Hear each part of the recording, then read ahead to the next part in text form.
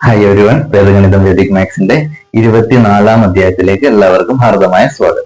ഇപ്പൊ നമ്മൾ base method of squaring ആണ് ചെയ്തുകൊണ്ടിരിക്കുന്നത്. അതിന്റെ 4-ാമത്തെ പാർട്ടാണ് 1000-ന് മുകളിലുള്ള നമ്പേഴ്സിന്റെ മൾട്ടിപ്ലിക്കേഷൻ. മൾട്ടിപ്ലിക്കേഷൻ എന്ന് പറഞ്ഞാൽ സ്ക്വയേഴ്സ് ഓഫ് നമ്പേഴ്സ് എങ്ങനെ കണ്ടുപിടിക്കുക എന്നുള്ളതാണ് നമ്മൾ ഈ ഒരു പാർട്ടിൽ ചെയ്യാൻ പോകുന്നത്. നേരിട്ട് ട്രിക്കിലേക്ക് പോവാം. 1003, 1003, 1008 അതിന്റെ സ്ക്വയർ കണ്ടുപിടിക്കുന്നത് എങ്ങനെയാണെന്ന് ചെക്ക് ചെയ്യാം. അപ്പൊ നമ്മൾ 100-ൽ ചെയ്തത് തന്നെയാണ്. അപ്പൊ അതേ ഒരു മെത്തേഡ് തന്നെയാണ് ഇവിടെയും ഫോളോ ചെയ്യുന്നത്. പക്ഷെ 1000-ന് മുകളിലുള്ള നമ്പേഴ്സ് ആണ് എന്നുള്ളത് ഡിഫറൻസ് മാത്രമേ ഉള്ളൂ. മെത്തേഡ് ഒക്കെ സെയിം തന്നെയാണ്. ബേസ് നമ്പർ എന്ന് പറയുന്നത് എന്താണ്? 1000 ആണ് ബേസ് നമ്പർ എന്ന് പറയുന്നത്. 3 0 ഉണ്ട്, 3 ബ്ലാങ്ക് പ്ലേസ് എഴുതുന്നു. നമുക്കറിയാം 1000-ന്റെ കൂടെ എന്ത് ആഡ് ചെയ്യണം? 3 ആണ് ആഡ് ചെയ്യേണ്ടത്. 1000-ന്റെ കൂടെ ആഡ് ചെയ്യേണ്ട നമ്പർ എന്ന് പറയുന്നത് 3 ആണ്. 3 ആഡ് ചെയ്ത് കഴിഞ്ഞാലാണ് നമുക്ക് 1003 കിട്ടുന്നത്. സെയിം മെത്തേഡ് 3യുടെ സ്ക്വയർ കണ്ടുപിടിക്കാൻ 9 ആണ്. പക്ഷെ 9 എഴുതുമ്പോൾ 0 0 9 എഴുതുക. 3 ബ്ലാങ്ക് പ്ലേസ് ഉണ്ട്. 3 zeros ആയതുകൊണ്ട് 3 ബ്ലാങ്ക് പ്ലേസ് ഇടുന്നു. 0 0 9 എഴുതി. നെക്സ്റ്റ് സ്റ്റെപ്പ് ആഡ് ചെയ്യും.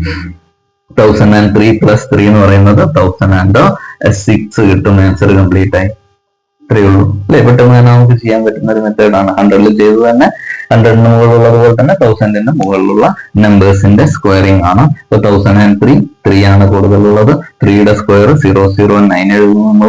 അത് കഴിഞ്ഞിട്ട് ആഡ് ചെയ്ത് കഴിഞ്ഞാൽ 1006 കിട്ടും. ആൻസർ കംപ്ലീറ്റ് ആയി. അതുപോലെ തന്നെ 8-ൻ്റെതും ചെയ്യാം. 8 എന്ന് പറയുന്നത് 1008 അല്ലെ? 1000 ആണ് നമുക്കറിയാം. 3 ബ്ലാങ്ക് പ്ലേസ് മാർക്ക് ചെയ്യുന്നു. ആഡ് ചെയ്യേണ്ടത് 8 ആണ് അല്ലെ? 1000 പ്ലസ് 8 ആണ് 1008.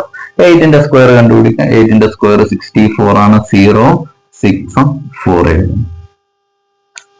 ആഡ് ചെയ്യാം. 1008 പ്ലസ് 8 8 പ്ലസ് 8 16 ആണ്. 1016 കിട്ടും. ആൻസർ കംപ്ലീറ്റ് ആയി അല്ലെ?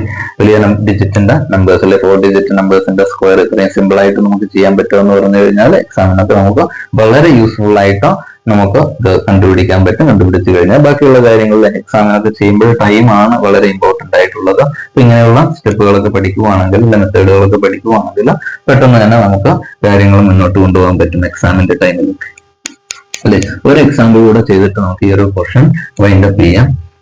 ഇതിൽ വരുന്നത് 1013 into 1013 അല്ലെ? ഇത് തന്നെയാണ് 10,000 ആണെങ്കിലും അതിനടുത്തുള്ള നമ്പർ ആണെങ്കിലും 10 lakh ആണെങ്കിലും 1 lakh ആണെങ്കിലും 10 lakh ഏത് നമ്പർ എടുത്തു കഴിഞ്ഞാൽ ഇപ്പൊ അത്രയും വലിയ സ്ക്വയർ കാണേണ്ട ആവശ്യം നമുക്കില്ല. എന്നാലും ഈ ഒരു മെത്തേഡ് തന്നെയാണ് നമ്മൾ അതിൽ എവിടെയും ഫോളോ ചെയ്യുന്നത്.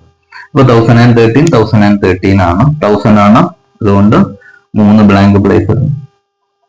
പ്ലസ് 13 ആണ് അല്ലെ? പ്ലസ് 13 1000 പ്ലസ് 13 ആണ് 1013.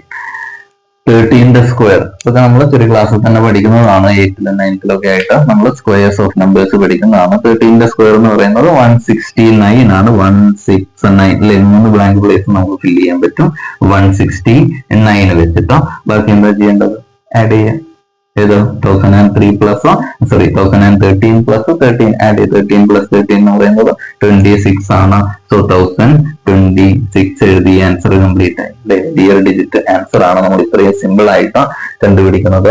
ഈസി ആയിട്ടുള്ള ഒരു മെത്തേഡാണ് വേദിക് മാത്സിൽ ബേസ് മെത്തേഡ് ഓഫ് സ്ക്വയറിംഗ് എന്ന് പറയുന്നത് അല്ലെ? ബേസ് മെത്തേഡ് ഓഫ് മൾട്ടിപ്ലിക്കേഷൻ ഒക്കെ പോലെ തന്നെ ബേസ് മെത്തേഡ് ഓഫ് സ്ക്വയറിംഗും വളരെ ഈസി ആയിട്ടുള്ളൊരു മെത്തേഡാണ്. നമുക്ക് എക്സാമിനൊക്കെ ചെയ്യാൻ പറ്റുന്ന യൂസ് ചെയ്യാൻ പറ്റുന്ന ഒരു മെത്തേഡാണ് അല്ലെ? കാൽക്കുലേഷൻ വരുമ്പോൾ സ്ക്വയേഴ്സ് ഓഫ് നമ്പേഴ്സ് ഒക്കെ കണ്ടുപിടിക്കാൻ വരും. ഇവിടെയൊക്കെ നമുക്ക് യൂസ് ചെയ്യാൻ പറ്റുന്ന ഒരു മെത്തേഡാണ് base method of squaring. Part 4 part 1 മുതൽ പാർട്ട് 4 വരെയുള്ള മെത്തേഡുകൾ നന്നായിട്ടൊന്ന് പഠിച്ചെടുക്കുക.